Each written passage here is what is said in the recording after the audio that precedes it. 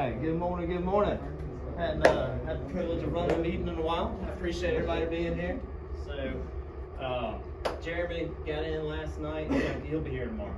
So, I just want to take a moment. I really appreciate everybody that rocked through last week. I felt like it was a success.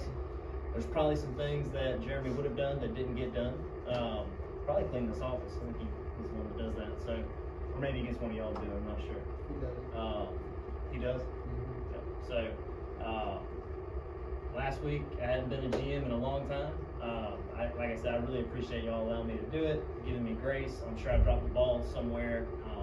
Really appreciate y'all pulling through. We got it done. Last week, I guess it was Friday, was the end of y'all's first quarter, right? March, April, May? Yep. So we'll have some profit sharing stats up and ready. We'll wait on Darcel for that. But I know there is profit. So on a raise of hands in this room, who knows / thinks that they are eligible for that? Okay, cool. And Jeremy will let you know, or disappoint you, one or the other. So he's got the records. But yeah, I'm excited about that. I don't know if we're doing the big checks or not. We did like a golf, like was it Happy Gilmore, a golf I never tournament? got one of the big checks. You didn't got a big check? Yeah, I think it's super cool. So we might do that again. So what does that mean? That means we're in a new quarter. So make sure you're here. This is going to be another very profitable quarter. So make sure you're here so you can be a part of that. And yeah, we got that going on. I don't think I missed anything else. So the May upsell challenge. Oh yeah, me and Jeremy will go over that and see who won that as well, and we'll come up with another challenge for June. I want to go over a couple things. We're going to start out with some shout outs. So last week, Chris got a door hanger. So I'm not quite sure who it was. It was a while ago. Yeah, there's an older one. You had KA on the, you had your initials. So if y'all do end up doing door hangers, make sure to put your initials, because that's how we figure out who we give the money to. So congratulations, these things do work. What else we have here? Tyler Green, Donna Taylor. That was a mowing upsell. How'd that happen, Tyler? We had two different separate customers. They pull up and ask us about service. Sweet. So somebody rolled up to you. You right here.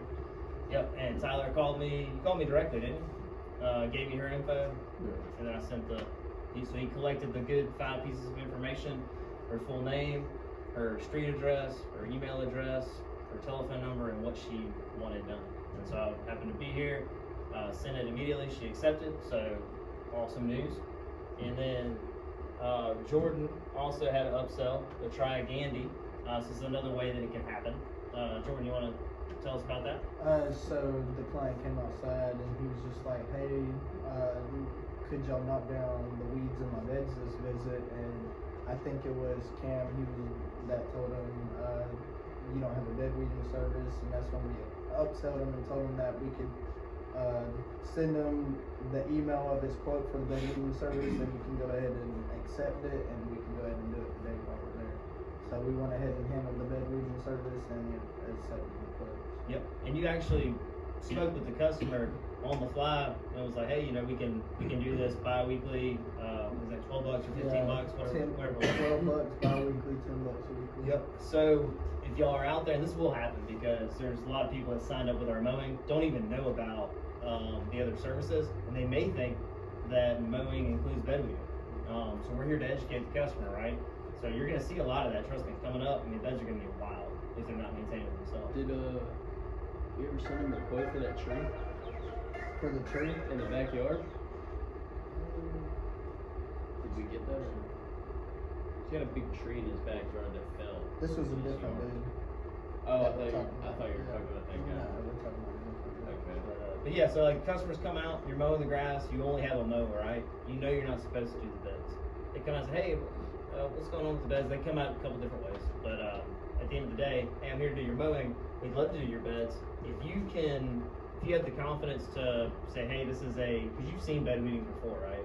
a lot of them are either most common I think is a $15, $22 bed weeding, 20, 30, 10, 15. And so if you have confidence to know like, hey, this is a 20, 30, and you know they're bi-weekly, just go ahead and give them the number, shoot me a message, and we'll send them the estimate. And that way, because if the person comes out and they want it done, you can say, hey, that'd be $30, and it'll be attached to your mow, recurring. Do you want it done? And be like, yeah. So you can just take that verbal, and I'll get it accepted. We'll attach it. Another thing that can happen though is they're going to come to you after the fact that it's gone wild, right? And they want it done. And if you think you have time to do it and you want to get it done, you want to get that upsell, and you want to get added DHs, because it could happen to where even the smaller beds, it could end up taking an extra half BH, an extra hour. So they can add to your day. It also upsells the customer. So, but if it's initial, tell them, say, hey, this is an initial bed weeding. We'll do it today. If it's an hour, how much are we charging the customer? Yep, there you go, 85 bucks. Yep, there you go. Yep, $85. So you say, hey, it's gonna be $85 a day. I'll get it done if you want it done. And they say yes, you're good to go. Just notify me what you're charging so I can attach it. I'll get the credit for it. So, great job on that, man. We'll come back to Jordan after this one. Dylan, the Gone. So there was a customer that is it Lizzie Patterson? Is that her name? Yeah, sure. Lizzie something. Anyway, she called command, complained, had a slew of complaints. She's an older lady. She said that we didn't blow off her porch, her chairs. She was 70-something years old, had to blow it off herself. The edging wasn't good, the bed weeding wasn't good. So I see this, and I'm fairly busy. I should have called them first, but I was like, you know what? Like, I saw the call log of, because whenever a customer calls, we record, the gist of it, right? A good detail, and we can see a list of like if they've had complaints from different services and stuff like that. So I look at that, I'm like, damn, she's been unhappy the past 3 visits. What I should have done is I should have called first, Dylan, and said, hey, what's going on with this client? Can you tell me? But I decided to just go ahead and put a return to visit, and then I messaged him and said, hey, here's your return to visit, here's the notes. So he calls me and says, hey man, I feel very confident that we did everything. I spoke with the client, we blew off the porch area that she said was missed, and I've been on this property a couple times. So I look again, I'm like, okay, and I was like, you feel confident in your work, that you didn't miss anything, and she should be satisfied? I said, yeah, it's great. And I was like, I will cancel that, and good to go. So what does that show? That shows like you can lead up the chain of command. When you are in the field level, right? Jeremy's our leader, I'm a leader. Just because we have a leadership position doesn't mean that people in the field can't lead from where you're at. And so he had knowledge that I didn't have, right? And he could have just been like, I'll just go back and whatever, right? That wouldn't have been giving me the information that I need. And so there's a couple instances this week that I saw of leading up the chain, leading from where you are. And so that's what a leader is. Like, it doesn't matter if you're on a truck with somebody and they're on their phone all the time, or you get out, you hop on the yard and they're still in the truck lagging. That you can take your where you're at. You can say, hey man, we're on P for P. Like, I don't know what you got going on. If you need to adjust and come back when you're not so busy, but I need you to, or you're rested. I need you whenever we get to a property to hop on out. And I don't want to see you on your phone when I'm working. That's leading from where you're at. And so Dylan did it. Matthew sent me several videos and pictures of bed weedings that the customer has bed weedings and they're paying for it, and they're not getting the service that they should be getting, that they're jacked up. And so I know every single person here has probably seen that. And it's not like it's a surprise. It is this time of year. If you don't do a diligent job on doing bed weedings, that next visit, horrendous. Even if you do a diligent job, there's still going to be weeds. So and that's another thing. Like, don't think that if you go to a bed weeding, don't go with an expectation that there's going to be no weeds. There's going to be weeds, 100%. But you can tell the difference of somebody that's been doing the bed weeding, knocking things down, spraying them, crack weeds, beds, all that together. You can tell. And if you've had experience several seasons in, you will know if these things haven't been touched. So I really appreciate that, Matthew.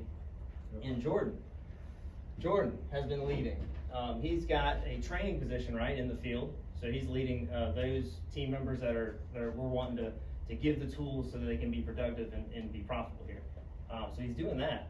But he's also showing up early, picking up slack, figuring out what needs to be done because, hey, why not, right? He wants to lead. He wants to be in a leadership position. He's not getting paid for that. He's doing what it takes so that whenever a leadership position opens up, he's the man. Because he's already been doing it. And I think a lot of people think that once I have this position, that's when I'm gonna act. You'll never get that position, no matter where you're at. If you think a position dictates like, oh, when I get this position, this is what I'll do. No. You gotta prove that you are the person that is going to do that before you even get paid for that. And that is honestly how every single company works. They're gonna promote people from within that are already showing leadership. Not like, hey, pick me, I've been here for 5 years. That just doesn't work that way. So, I'm gonna give everybody a good round of applause for those guys. Really appreciate it. Tell me out fun. And so, let's get to some other things. I was trying to get it where I could pull it up from my phone or from my computer. And I need to email it to myself so I can pull it up in the browser. I didn't do it. I'll go over just individually some of the yards that Matthew sent to me with the people that have been there last, just to show you all what I'm talking about. While we're on the topic of weeds, crack weeds. So y'all go to properties, they don't have to have a bed weeding for the crack weeds to get handled. So all mows, we handle the crack weeds. And how do we handle them? What's the first step? Grind them out, spray 'em. There you go, knock them down. Second step, spray them. So, what's that? So we need to grab first. Yeah. Let's knock 'em down. Knock them down, then spray them. So, because if you just spray them, you still got the crack weed, right? I edge them now. You can get all the roots and everything out if you just flip it and edge them. In the joints. Yeah. Yeah. In the Yeah, joints, but you can't like on where the asphalt meets the concrete of a curb. Yeah, well, you can get most of it out. You can. If you grind it the right way. Oh, yeah. Talking about the edges? No, with the No, weed with the eater. weed Yeah, that's what I'm saying. Like, you can't edge that part. No, I'm talking about like flipping with the weed eater and Yeah. edging them out. Yeah, exactly. Yeah. So yeah, make sure you're hitting those. If you see something, say something. Like with Matthew, like for instance, if you got a bed weeding and you know for a fact that it's been because of neglect that it's that bad, take a picture of it, time it, and let me know like, hey, this was jacked up. I will investigate, or really it's Jeremy, but today it's me. So I will investigate and we will take P for P dollars from the team before, because that's just not right. Like, if somebody has a bed weeding and they're getting paid, you're getting paid to do it, and you don't do it, that's theft. Like that's theft of service. So, and it's also messes up the guys that go behind you, because they've only got a allotted amount of time for recurrent bed weeding and they gotta do an initial. So you're taking away from the customer and then you're also taking away from your team. So just get out there, be diligent. Let's see here. Shrub maintenance. So somebody brought it to my attention, some people may not know. Everybody know what monkey grass is? Okay, cool. Anybody know what Asiatic jasmine is, or that stuff that grows on the ground that's kind of low? All that stuff is included in shrub maintenance. And so if you pull up a property and it's got shrub maintenance and you trim the shrubs, they're all good, you think you're done, just look around, make sure there's no, and it might be small patches too, like in a corner or something of Lorraine. That stuff's not gonna get trimmed by the mow teams because they're not directed to do so. So that is on the shrubs. And if those get missed this time of year, it gets real hairy real fast. Herbicide rate, I brought to attention that maybe some people don't know the standard of what goes into a backpack to be effective. And so you want 5 ounces per gallon. And so there's 4 gallons in a backpack, so that's 20 ounces per tank. And so if you're filling it up, you don't have to be exact. If the thing is halfway, how many ounces are you gonna put in there? There you go, perfect. And so broken equipment, it's been happening, it's that time of the year, you're gonna get more broken equipment. Don't just put it back on your truck. I think we had an incident this past week where, what truck was it? P4. It was P4. Pretty much all the equipment was jacked up. The weed eaters were jacked up. What else was messed up? Like sprayer handle leaked, which could have been fixed. The blower broke that day, but I don't know if it was broken before. Gotcha. Yeah, it could just kind of, we want to get it fixed. We want to make sure everyone's got good working equipment. So, does everybody know where, what that process is? Inform Jeremy, put it where it needs to go. Don't put it back on your truck. Yeah, we hang them up back there. And write it on the board. Yeah.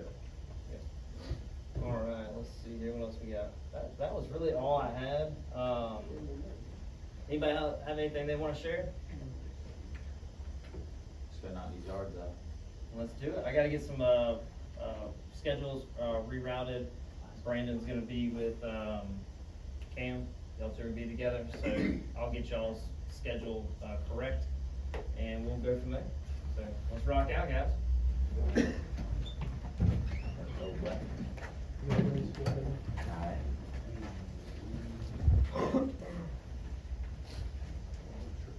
Hey, what up,